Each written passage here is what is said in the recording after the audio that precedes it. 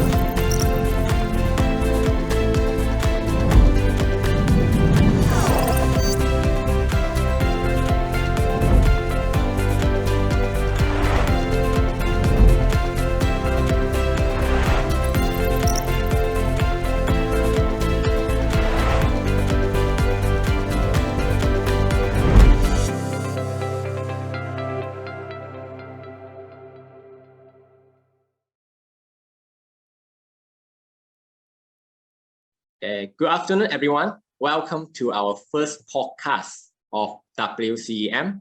We are here to discuss non-communicable disease and exercise medicine related to our conference this year.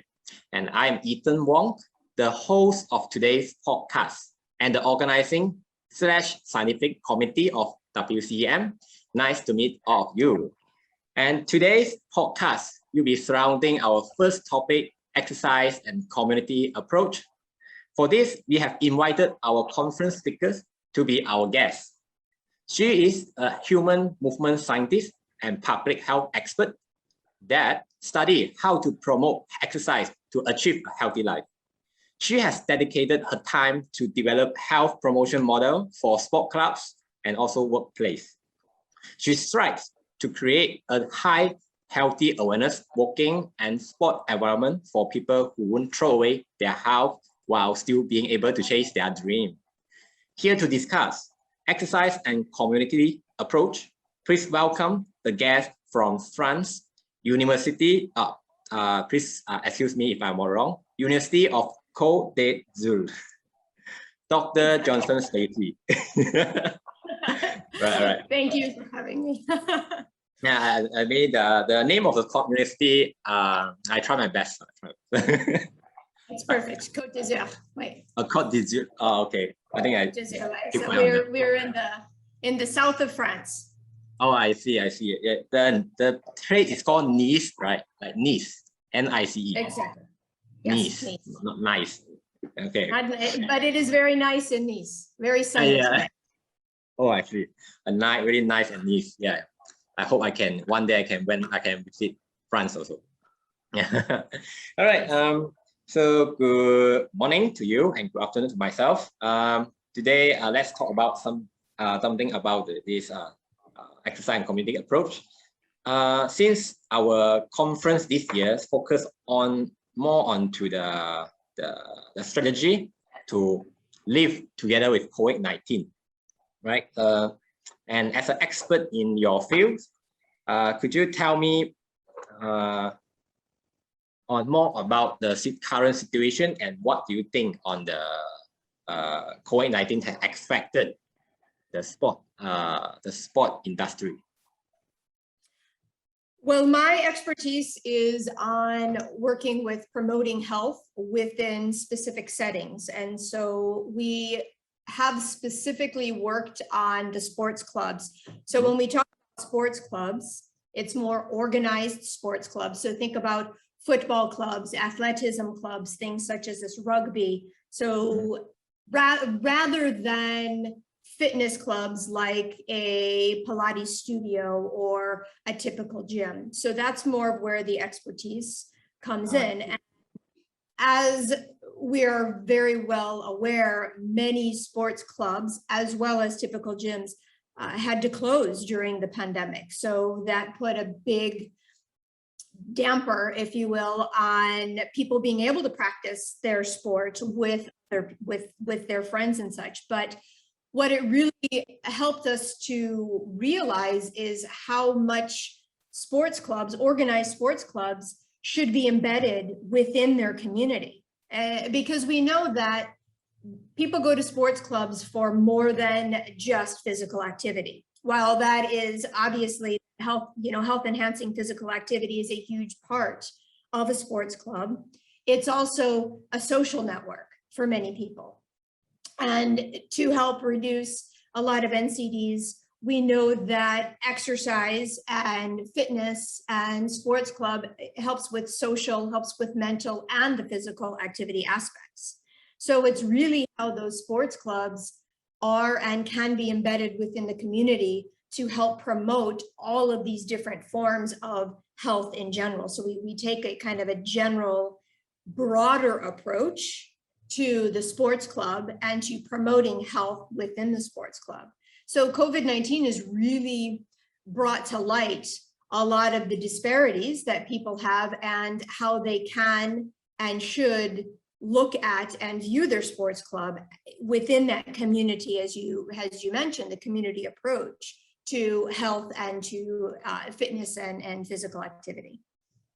All right, thank you. So, so means that your focus is more on the sport community, is it right? Your focus, your target audience will be your sport clubs, right? So yeah. So what make so if your target is on sport club, then I'm interested on that. Why make you to choose to stay in this field of community health, like the sport clubs, instead of other fields? So could you tell me about why you choose this? Great question. Because sports clubs are really in many countries, especially in Europe, a sports club is very embedded within that community. So they provide physical activity opportunities, they provide social opportunities for equality in the community through all different age groups. So often when we think of a sports club, we think of children, which is great, getting youth interested in sports and physical activity and being active in general throughout the lifespan. But if we start that from a young age within a sports club, we know through many research studies that have been conducted that beginning at a young age helps people to stay active throughout their lifespan. But working within sports clubs also helps with that social connectedness, we'll say, throughout the community and throughout different people. So it can help to take away the inequalities, because when everybody's playing and everybody's welcome to come and play, everybody's kind of at that equal level. So what we're working on is looking at those social disparities and how sports clubs can help to promote the social equality for everybody that comes to play. So it's not just about the best players that can come in and work out and exercise and play the sport, but it's equal play for everybody. So sport for all, if you will, which is part of the health promoting sports club approach, is being able to welcome anybody and everybody throughout the entire lifespan. So for example, within France, we have many sports clubs that are not just youth oriented, but also that focus on the entire lifespan. So for the older population as well.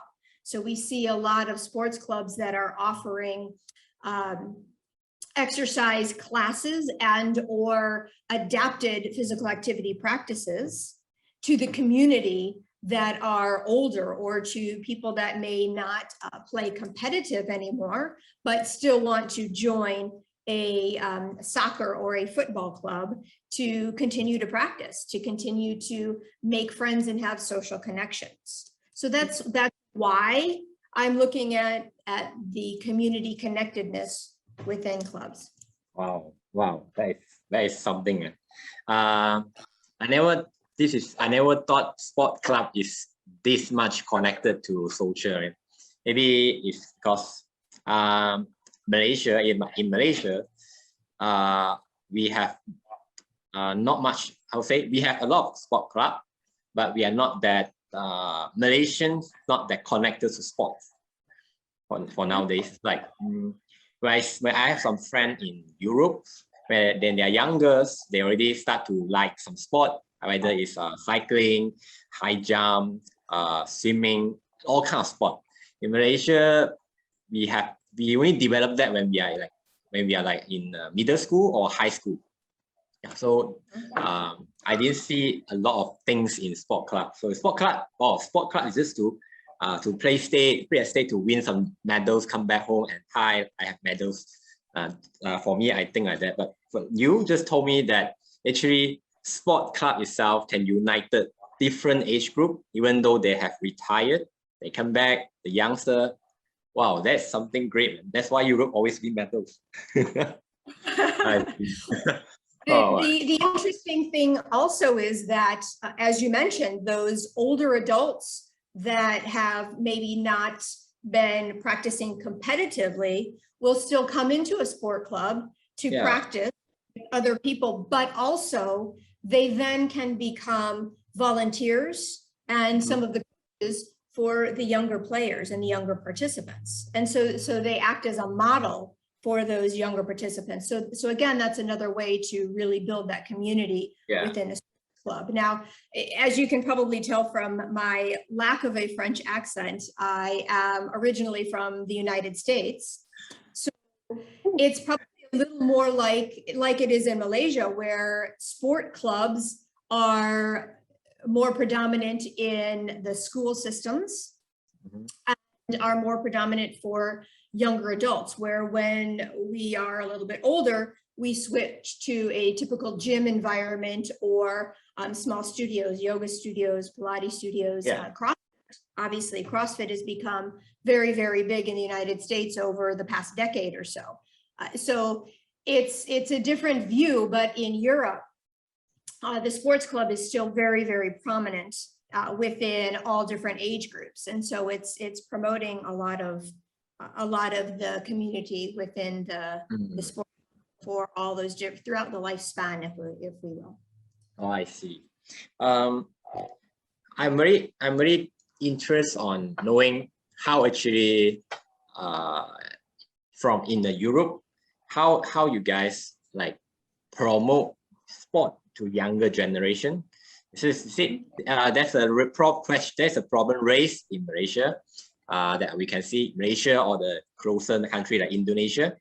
The youngster nowadays, right, they're actually prone to like e-sport. They like games. They don't give any care to sport anymore. You tell them what is squash. They're like, what is squash? What is a squash? Like they'll be like, if you tell them what hero you use in your game, or they can tell you the whole story. It's like this is what happened in Malaysia. The kids nowadays start to don't like sport. So I want to know more about how actually Europe countries, like especially France, how they actually promote the kids to like sport. In my opinion, a lot of it is generational. In addition to the fact that there are a lot of city sport clubs. For example, in Nice, we have the OGC, which is the rugby club that's here, but there's a soccer club that's here, and they're quite big. So the city helps to promote, as well as the state, the country of France, helps to promote sports clubs. So it's something that is more ingrained in the system. We are also trying to work currently with the sport federations, because obviously, as we know, the Olympics just passed. And so that's another way for us to be able to promote sport to younger generations, to be able to watch gymnastics, for example, on TV, and kids become interested in that, as well as to obviously other sports, basketball and football. So many different sports such as this that kids are interested in because of the Olympics. So working directly with different Olympic committees, the IOC, the International Olympic Committee, and those different committees within the country, because we have everything from the state level down to the regional level with sport federations, down to more local level that the sport federations can kind of filter down into to help promote people to partake in a lot of physical activity, or to get them interested and to get them into those sports clubs. So as well as I mentioned, a lot of adults who have already practiced or who have practiced sport in the past to get their children into sports. So, you know, as I mentioned, you know, if we kind of compare and contrast the difference in the United States, there are a lot of sports that are offered within the school. So after programs, things such as that, but it's more connected directly to the school. So once you leave your elementary school or your high school, there's not as much sport practice, if you will, organized sport practice going on. So that's why people kind of convert to practicing in a gym, where here in France specifically, there are a lot of opportunities and sport clubs are promoted through the city for people to get into that sport club, but it's not connected to necessarily a school system. So it's more connected through the city, where people have the opportunity to continue on practicing that sport after they're done. As you mentioned, from, you know, a young age, they can continue practicing. Wow. So it means that there's a lot of like, it's a private or government sport club, I mean, the one is available in the France. Is this government? Yes, mainly in France, it is not private. So they may get funding from some private organizations to help with purchasing, or to help to purchase new, for example. But most of them are public run organizations. So they do rely a lot on volunteers to help with coaching. There may just be a couple of permanent staff members, the directors or the managers of those sport clubs, and a couple of permanent coaches that are taking over to help coach the participants. But oftentimes we do see a lot of volunteers that are working within that. So again, it's kind of the love of the game that keeps people coming in practicing. Yeah, right. Yeah, sure. So that's, I can see why there are too many. So there's so many opportunity, sport opportunity for France. That's great. You can produce the champion of the FIFA World Cup. All right. Thank you for that one. Could you tell me of like what are you currently like working on for your latest work? Can you tell me that? Absolutely. So we have created, and when I say we, it's a team of people that we have through different universities. So it's the university that I'm at, Université Côte, but also the Université de Lorraine, which is up in Nancy, France, which is north. And we're also working with Santé Publique France, which is the public health administration from France. And so we're working with a lot of people throughout France, but often we have partners that are working in Sweden. Finland is also great with their sports club and looking at health promoting sports clubs, as well as Australia. So those are some really huge places that are working on the health promoting sports club. So that's what we have coined, what we are doing to come up with, first off, a model of what a sports club is. And so we look at the different, we call them levels of sports clubs. So the club can have multiple different levels, starting with that individual level, but then working out to the coaches and the managers and or directors of the sports club. And then we also have the external levels of the sports club, meaning the sport federations that can help to impact what a sports club does, and public health actors, for example, and then all the way out to those sports ministries or the government levels that can help with policies. So currently we have created this model, and then we also looked at the health determinants within a sports club. So looking at, as I mentioned earlier, the social determinant, what can a sports club bring in socially to their audience, to their target market, if you will. We look at the environment of a sports club. So how clean is the sports club? Is it somewhere that people want to come because they feel welcome in that sports club? We look at the economic determinants. So what kind of economics are working within that sports club? Financially, but also the material and the human resources that that sports club has. And then finally, we look at the organization of the sports club. And by that, I mean the policies that the sports club has in view of promoting health. So this is very specific to promoting health within that sports club. And we've created with those different levels and those 4 different health determinants, what we call a framework.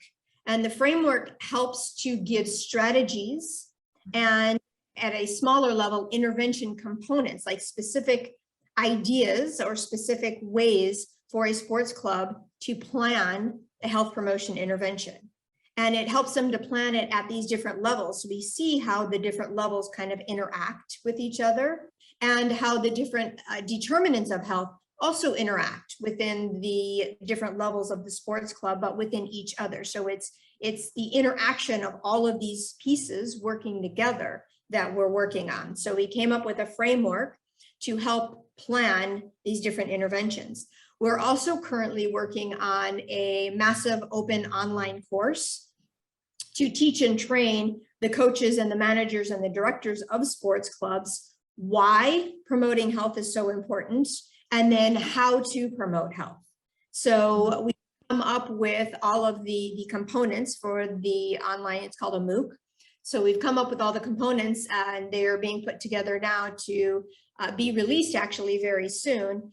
And further from that, we're working on a pilot study to see how well the framework actually works within different sports clubs. And we're working on creating a national audit tool to find out what at the national level, what they're doing to help promote health within sports clubs. And when I talk about health again, I want to reiterate that it's going beyond just promoting physical activity, part of it, but it's also promoting those different aspects of health, such as the mental and the social health. So we're creating that alongside the World Health Organization. And we're also looking at the sport federations to really target how sports federations can help to support the sports clubs and how they can promote health within the sports clubs, because we know that those local levels, community level sports clubs are the athletes that will filter into the sport federations and go beyond for more competition. So it behooves them, it would help them a lot to be able to promote health in order to, as you said, continue or to get more participants within those local level sports clubs, so then they continue to have good positive health and positive experiences, and continue on to be more competitive if that's what the participant chooses. I think lots of different things. I can see that your model. I actually, before we start our podcast, I read your model. To be honest, I can't fully understand. It's quite complicated. It covered a lot of fields. I saw that it's like tons of factors affected to have a health and competitive sport club. So it's a very good idea that a lot of people actually it's like take it for granted, or actually it's like they think that, oh, you're a sport, definitely you're healthy. You're in a sport, right? Definitely you're healthy than us, you're stronger than us, like stronger than me, who is not in sport at all. So I think people have neglected the health of athletes. We have seen a lot of training that's too harsh, that they didn't care about the athletes on their mental part, especially mental and social part. That create a lot of negative effect on the performance of the athlete. So I think it's a very good idea. And your team has done a very good model, very complete model. So I really looking forward to your presentation during the conference on our October. All right. This is a very big plan. So in Malaysia, actually we have sport ministry and health ministry. But the two of them never work together. So maybe I don't know when they can actually work together to create a health and competitive sport club. So does actually France they work together on these two different ministry like health and sport? Does it? Yes. Yes, Oh, absolutely. So the team, as I mentioned, is we are working with the Ministry of Sport here, Yeah. as well as the Health Ministry. So Santé is France's health ministry, and that is one of our big partners for the project that we've been working on. So I've been involved with the project for a little over 3 years now. I actually completed my PhD with the project, and we're continuing on because, as you can see, there's a lot of work left that so we're continuing on with that. But yes, it is imperative from my point of view that the Ministry of Sport, if there is one, works alongside the Ministry of Health in order to help create the health in all policies, which is something that the World Health Organization has obviously purported to have health in all of the policies at government levels. And so it's the trickle down effect that if the government level is promoting it, then hopefully regional levels can promote it,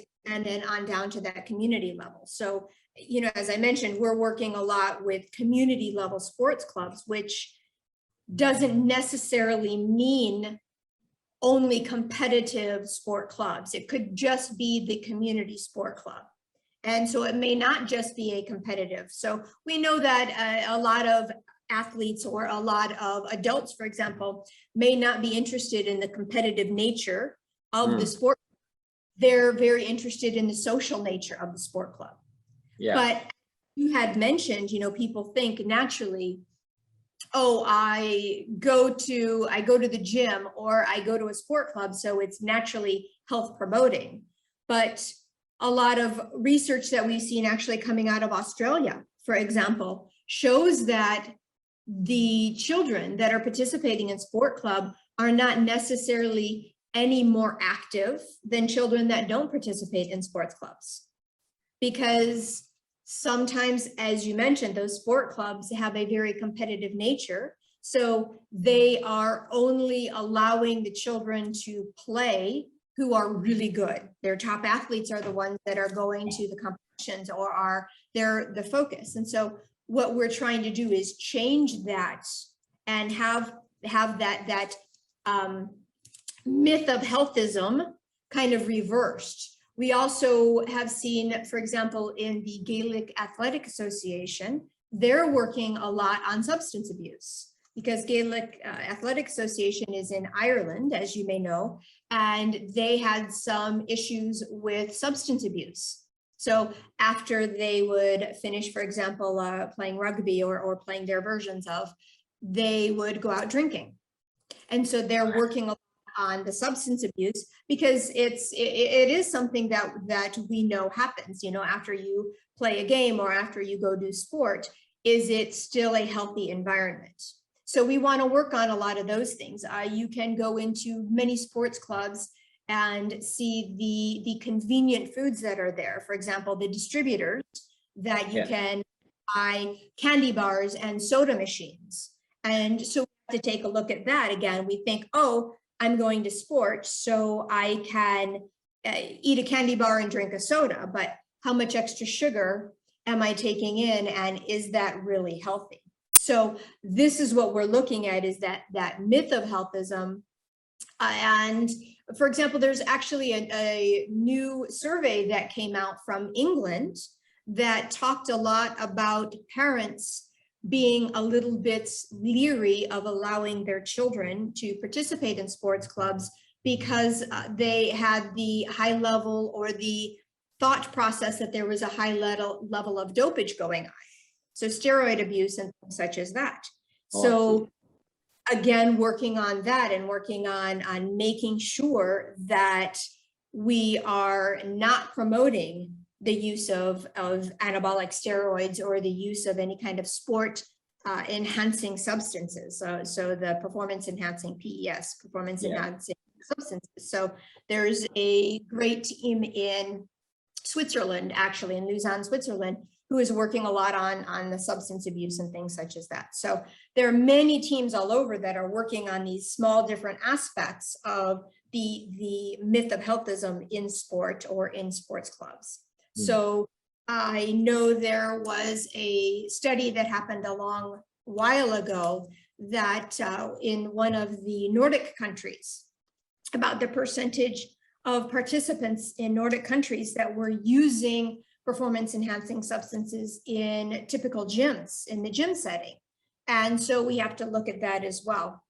So these are all aspects of the health promoting sports club that we want to take into account, as are people being able to participate as much as they should, so they can get that physical activity, you know, the minimum of 150 minutes for adults, physical activity per week. Are they, and even more, it's an hour for children, minimum of vigorous, you know, moderate to vigorous intensity physical activity for children every day. So are they being allowed to participate in sport enough to meet those minimum requirements?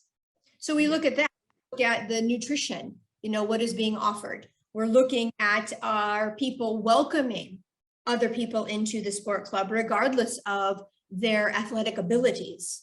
So it's so much more than just, I'm going to go to the sport club or I'm going to go to the gym and practice sport today. I see. So actually, yeah, I'm totally agree with what you say just now. It's all about everything, every small, or in Mandarin, there's one saying called details hide inside the devils. Or details is the devils, the small details. I don't know how to call it the one.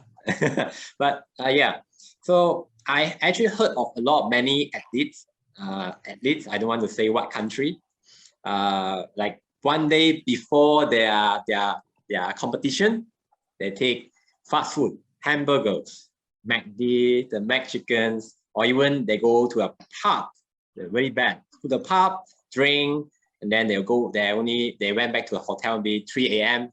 Tomorrow 10 a.m. is the sport competition. Wow, that one is so there is a very big problem.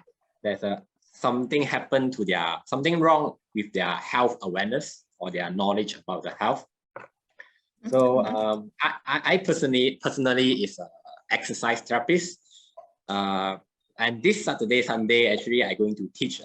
We are going to involve in the teaching to a hockey club, Asian hockey club. We're going to teach them more about the knowledge part of exercise. We didn't taught them about how to do all the sport. They know better than us. So we just tell them about control your body fats, what kind of food cannot eat. So does this kind of program actually helping them? Like the one I did, I don't know, because it's our first try on this one. Yeah. So I don't know. I hope that this can help them very much to improve their sport performance. Okay. Which is great, because you are an expert that the sport club has brought in to be able to speak to the participants, the sport participants, about this. So hopefully, and what we're trying to do as well is something just like that, bring in experts to be able to talk to the participants and the coaches and the managers of the sport club to talk about, okay, why would eating a balanced meal be better than eating fast food? How does the food that you're eating support your sport performance? And how does the food that you're eating deter or can be a detriment to your sport performance? And then the same as you said, you know, managing your body fat and or making sure that you're getting proper warm-ups and proper rest periods. So bringing in professionals such as yourself to those sports clubs and working with what we call partners. So you would be partnering with that sport club has been shown within much research to help that. What we also need to work on is the coaches, who are the people that have the direct relationships with those athletes or with the sport participants, the coaches need to reiterate what you've taught to them. So why is smoking bad for your health? So it's, for example, I have known a semi-professional volleyball player who smokes. And it was very shocking to me, but, and I asked him, don't you think that you would be able to perform better if you didn't smoke? And he was like, I perform well enough. Yeah, this happened a lot here. So we have to look at that and say, okay, but is well enough, good enough to be, and how are you as a semi-professional athlete showing the younger generation, so to speak, because he was older, he was not French, I will say that. He was older, and how is him smoking? And he may be great. You know, there's always those outliers, people that can smoke, people that can eat fast food, that will never get an NCD, you know, a non-communicable disease. There's always going to be those outliers. But if I have a coach that's on the sideline smoking cigarettes, what is that saying to my younger athletes? So we know that coaches and what they do, those younger athletes often want to be like that coach. And so it's, as you said, talking to the athletes, but also making sure that those coaches and those direct relations, and even the family members of those athletes and of those sport participants are reiterating what you've taught. Yeah, but yeah, we saw a lot of people actually they all thought they are outlier. Like disease will not come to their body. The disease will come to the rest. If one in three will get the disease, I am the 3 will not get the disease. Everyone will, I think a lot of them thought like this. That's why they are still doing this. Yeah, all the bad habits is one of the things that we have to solve. There are so many things to solve. So your plan is a big plan. Right? Yes. Yeah, awareness, like, you know, as you mentioned in one of your questions to me, awareness is part of it, but how do we turn awareness into action? Correct. That is the hardest part. Exactly. So there's a bit of that gap to where, all right, we know, for example, that smoking is bad for us, but you know, in France, the last numbers I saw, still over 30% of the population in France smoke. Most people in developed countries know that smoking is bad for us. Yes, that is right. We know that it leads to many health problems, you know, and to mention global health problems, meaning the people that are throwing cigarette butts on the ground. So we're living, and that is getting into our seas, and it's getting into our landfills and such. So, you know, we can look at the landfall, but people are aware of this, they still do it. So there's a bit of a psychological or social aspect that we have to take into account. I think, again, last numbers I saw in the United States, for example, are 17% of the population still smokes. So people are, that awareness may not be high in some lesser developed countries, but even though we're aware, how can we act on that? And so is it something that the government needs to put more action into, as far as, you know, they've done a really good job of awareness, campaigns against smoking, for example, or campaigns to participate in physical activity. But how many people, for example, in the United States, that's, you know, has been one of the top 3 countries for the past decade, more than the past decade, for their obesity levels, overweight and obesity levels. So here you have an incredibly rich country that also tops the chart with obesity, which means that exactly. So we have to look at that, and people are very aware of the need for physical activity, the need for sport, need for exercising, but are they doing it? And so if at a community level, at a sport club levels, for example, we can reach out more to that community to help them start. For example, there's a program it's either in Ireland, I believe it's in Ireland through the Gaelic Athletic Association clubs. They have a walking group for their community members.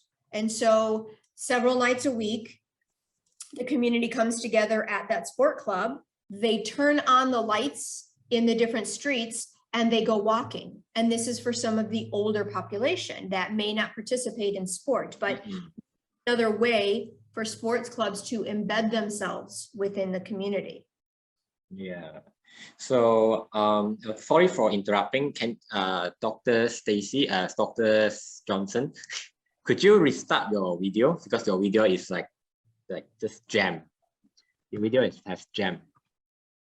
Okay, let me see. Yeah. Can you just stop and restart? Yep. I've gotta find it on my. Yeah. All right, it stopped. And Yes. Is it okay back. now? Yeah, back now. Very beautiful. All right. I believe that the awareness in 2021, the awareness is enough for everyone to know that physical activity is good, smoking is bad, drinking is bad. Even in Malaysia, I don't know in France how it is. On the smoking, the cigarette packet, every cigarette package, right? They will have like a printing poster, a small poster about lung cancer, mouth cancer, any sort of disease. And the photo look very terrible, very disgusting photos, try to make you hate smoking, but they're still buying the smoke. We try to increase the price of the cigarette. Every year increase, just like a stock, people still buying. So yeah, but it's addictive. Yeah. So I think that's part of the marketing plan, if you will, of the tobacco companies is get somebody addicted. And once you're addicted, it's very difficult to break that cycle. It can be done, obviously, but it's very difficult. And it is exactly the same in France, where they all have now generic packaging, so you can't tell one brand from another brand. It might just say the brand's name in black on the package, but in other countries, their packages are have cartoon characters on them, and they're bright green or they're bright red, so you can tell the difference. But in France, it's just as you have. They've got the big pictures of lung cancer or mouth cancer. So it's exactly the same. And they've increased the prices, the same with the taxes for tobacco, in addition to making it harder to smoke in certain public places. For example, here in Nice, there are specific beaches that you are not allowed to smoke on. So there's the plage sans tabac, so it means the beach without smoking or without tobacco. And you can't smoke, for example, in Paris in the metros anymore. And you cannot smoke in restaurants or enclosed spaces anymore. So it's similar to that as you know, in Malaysia, with them trying to make it more and more difficult for people to smoke. But it's still a problem. And bringing it back to like the physical activity aspects, they are trying to make it easier for people to get physical activity. For example, and in Paris and in Nice, which are two places that I've lived and spent some time in, we have a lot of cycling routes. So there's specific areas for cyclists to be able to safely ride along the streets, to be able to get from one place to the next. There are also cycling stations that you can rent a bicycle for any amount of time, and they make it very, very easy for you to be able to rent a bicycle to go, for example, if you're taking a metro in Paris, from one metro station to the next. So it's easy, you come out of a metro and often you'll find one of the stations to rent a bike right there. So very, very simple for people to do that. There are many parks in the different areas because obviously this is a very metro area, but there are lots of parks for people to go to practice different types of sports or physical activity. And as I mentioned, there's sport clubs all over the place, and they're very, very prominent. So there's flags flying to show you where the sport club is. We've got the beach. Obviously, I live less than a mile or about 1.5 kilometers to the beach. Wow. So it's simple for me, yeah, to run to the beach. There's the promenade along the beach for me to walk or to run. But then there are also cycling routes along the beach for people to ride a bicycle. So the city is really trying to promote physical activity, and sport clubs get into that as well, because there's a lot of sport clubs such as sailing that are very prominent in the area as well. So there are many things that the city can do to support community physical activity, and creating those sport clubs to be able to go running along the promenade. So, I think of athleticism and some of the athletic clubs here in town. You can join the athletic club, but that doesn't necessarily mean that you have to stay within that track. So they're also creating different spaces for people of different ages and different activity levels, so to speak. So there's sport clubs that you can join that run 5K or run 10K, if 5K isn't enough.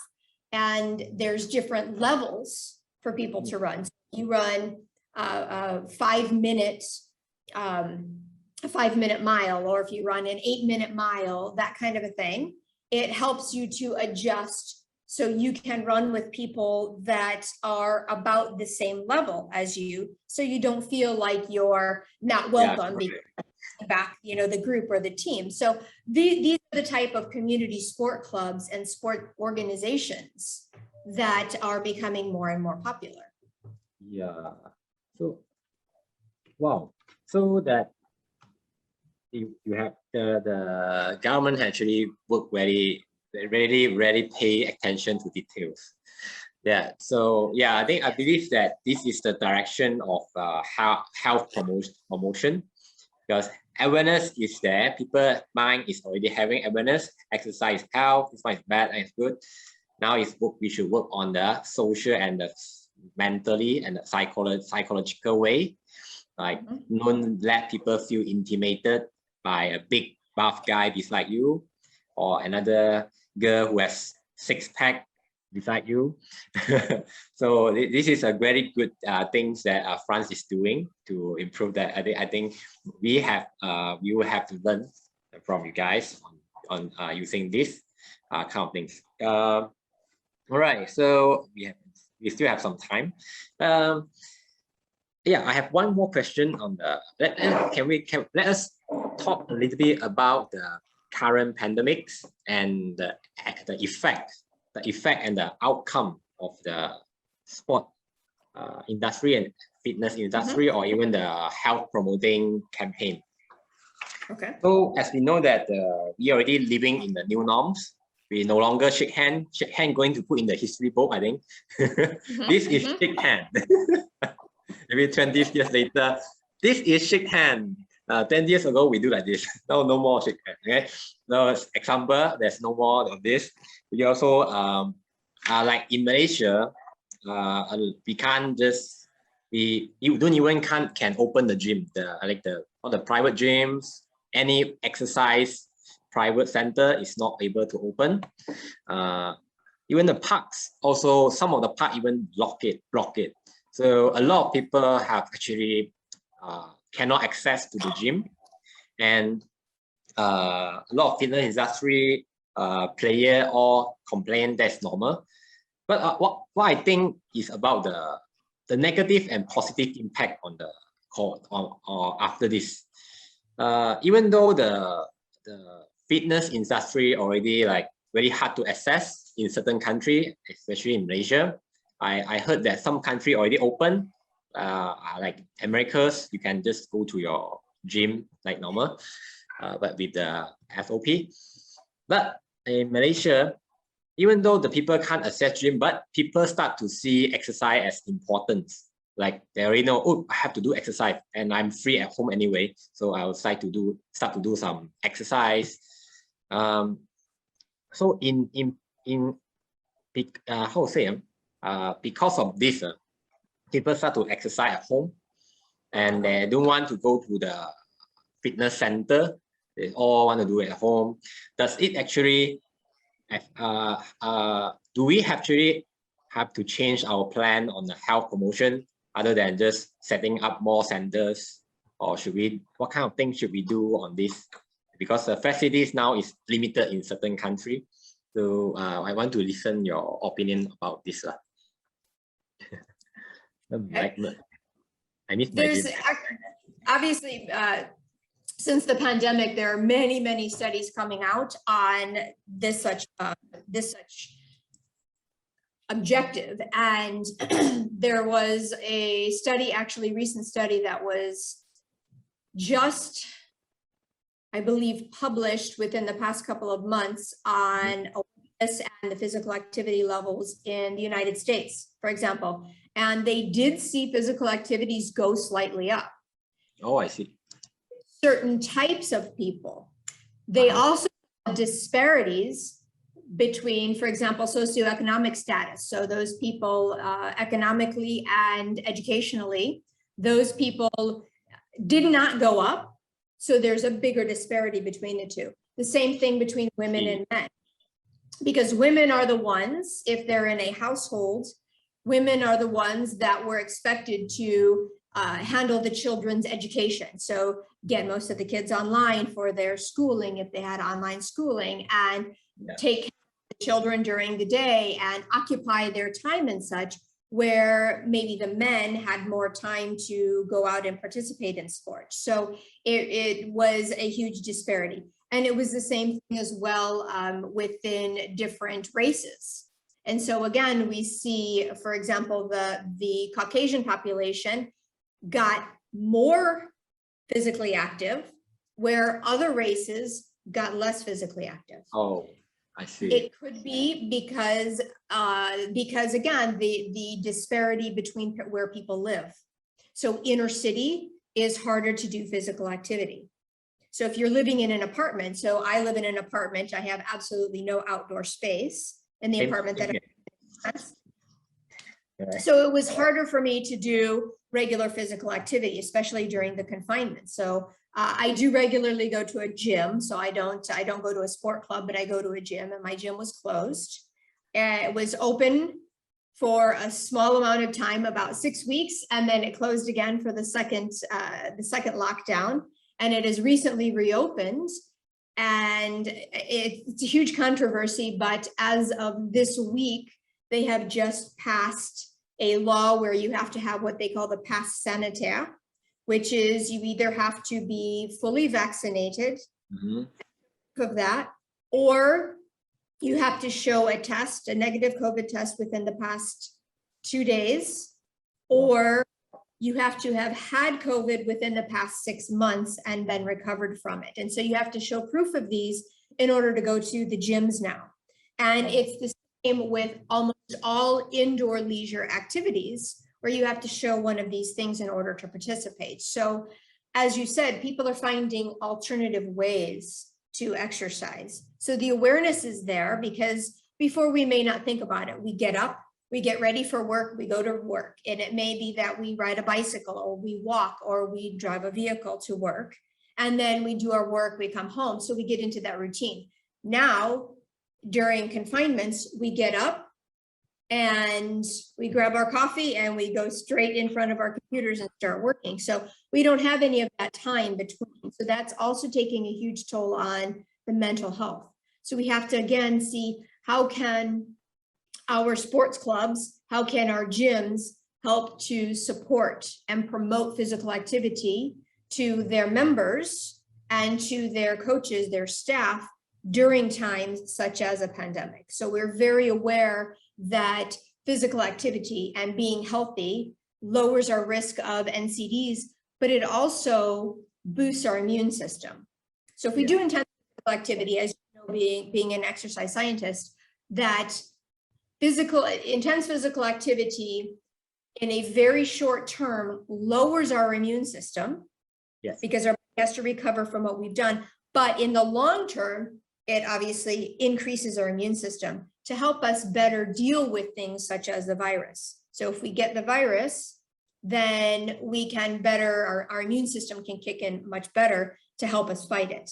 So physical activity and exercise in that sense helps us with that. But how can our community sports clubs help to bring that into people's homes? So Yes. I've seen a lot of online programs that have started and small group training, Zoom classes. What we're missing from that, though, again, is the social aspect of it.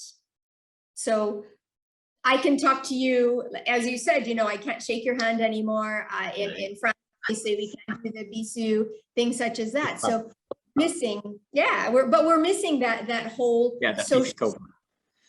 And the physical, that physical energy that you get from seeing other people, from being around other people to help you increase your activity level. It's see you tomorrow if you're at the gym or if you're at the sports clubs, those type of things where we know that kids' mental health, for example, really are boosted by participating in sports and in the social aspects of just being out and running and playing, for example, and they haven't had that.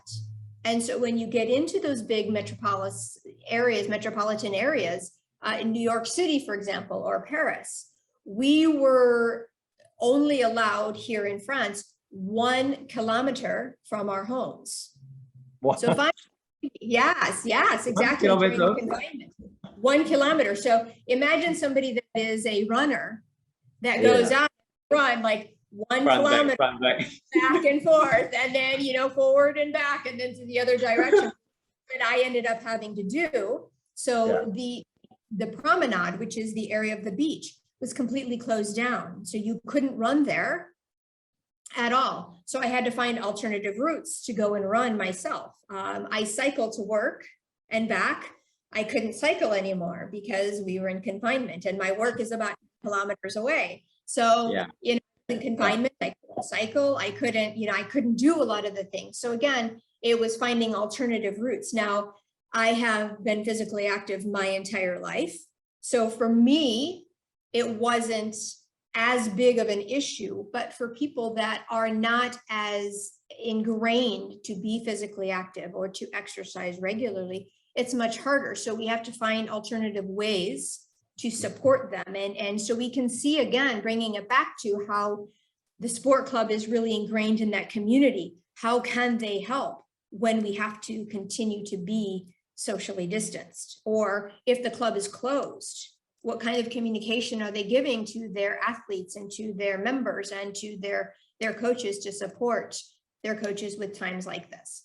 I think that we could look at the sales, for example, of home equipment just skyrocketed. Yeah, that's right. I did it myself. We're all spending a little extra money on buying things that I can do here in my small apartment. behind me. Yeah, exactly. I bought some bands as well. I even have a pull-up machine, everything. Pull-up bar is here. Yeah, you can see this. Great. That's why. Okay. Perfect. Yeah. There's so many. And I think that, and I see your calipers back there as well. Your skinfold calipers. Yeah, my skinfold, my dynamometer, everything there. And I should tell you, like, my background originally, before I have my master's degree in public health, and like you said, my PhD is in human movement sciences. But before all of that, my life before, I was actually a personal trainer and a group exercise instructor. And I trained trainers to train. Oh, so, the master so I was an educator. Yeah. So but I was an educator to teach incoming personal trainers on both National Academy of Sports Medicine and which is NASM, as well as the ACE, the American Council on Exercise. Mm-hmm. Train using those two educational systems. So that was kind of my background before doing public health and looking at all that. So it's interesting because for me, it was, okay, I'm going to buy a jump rope so I can, you know, every hour I can get up, I can jump rope for 5 minutes, you know, I can get my heart rate up and, you know, doing those home-based exercises, you know, and so for me, watching videos wasn't really something to motivate me because I already have the knowledge, you know, so it was going out and finding a route that I could run that wouldn't get me much further than a kilometer from kilometer. running. Insane, Yeah, man. exactly. 1 km. Oh my God.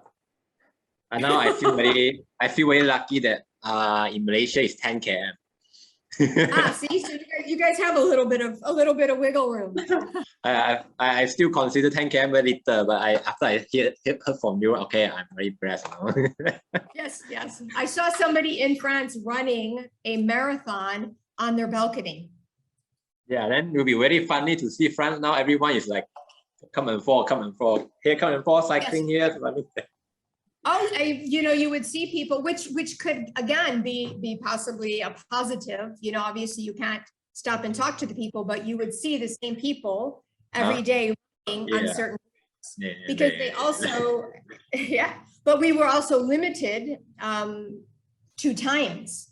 So we were only allowed to, you were only allowed to exercise outside between 6 a.m. and 10 a.m. and then between like 5 p.m. and 8 p.m. or something. It was a limited time frame that you were allowed to be outside exercising. It's strict right now. Now all restrictions have been lifted, so we're not under that anymore. But it's still a very Yeah, it's on dry run, so don't be so happy yet right now. Yeah, but it's a great actually it's a great way that government is doing this to stop the COVID. All right, but we all both hope that this one can lift, then we can go back to our gym, our exercise clinic. All right, back into our sports clubs and back into business. All right, so okay, so you are so now you are a human movement scientist working in the university. Is it that the University of Côte, right? Côte d'Azur, right? The Côte d'Azur. Right. And again, I have an American accent, so I'm sure that most French people would. Yeah. Okay. I'm not pronouncing it perfect either, but but right. Thank you. Yeah, I think the time is up. It's 5:33 in Malaysia right now. 1 hour. I have a few more things I want to discuss with you, but I think the time has end. Okay. But before if you want to ask more questions, that's completely fine, and you can cut and paste the different pieces of the podcast together. Oh yeah, I see. Okay. Yeah. Let me have one more question then. Yep. Where's that one? Okay. All right. So basically, let me summarize the whole forecast. Right. So if we know that Dr. Johnson Stacey, you are currently working on the health promotion with the sport clubs around the world. Actually, around the world. Okay, because you are working with. I think you are working with the World Health Organization right now as well, right? Yeah. So it basically is the whole world. So the health promotion model, and I personally read the model is very complete. That I can't understand all of it. It's so many aspects, but I can see it surely can work when everything is playing their role to the health promotion model. Why? Because we can't actually neglect or biasly thinking that when you are in the sport, you are healthy. No, because healthy have three categories: bio, psycho, social. You have to think about the psycho and social part, which is your health model will play a big role on that. Okay? So that the athlete will be strong in their heart, in their bio, and they're physically strong, mentally strong, and they are healthy in their social. And when they're healthy in social, they can definitely spread this sport awareness to everyone, because Now everyone know exercise and sport is good, but there's lack of the kick to kickstart or to continue. But with the socially approach, old people like to exercise, the young kid like to do a sport, the handsome girl and pretty girl, handsome boy and pretty girl, they both like to do sport, badminton, whatever. So you can see the peers, surrounding peers are doing they're doing sport. Definitely when you're inside the circle, you will be affected and doing the sport. So oppositely, if the people surrounding you are all the shape, like a round shape or the triangle shape, you might also become them because of peer power. Peer power is very strong. So this is a very good model. I hope to see your presentation again in our conference. I believe your schedule will be on the day 1 on 29th October at Malaysia time 5 p.m. 10 minutes. Let's wrap this up. So thank you, Dr. Johnson for giving us a very good insight on this part, exercise and community approach, right? So if you guys are very interested and hope to see more in these topics, let's visit our conference, our World Conference on Exercise Medicine on October 29, 2021 until 2nd November 2021. 5 days straight online conference, and now it's still free to join. Anyone can join. Okay, the link is below. Okay, it's a commercial time now a bit. Right, so thank you everyone for joining. I hope to see everyone here again, and same to Dr. Johnson. All right, so thank you very much. Thank you.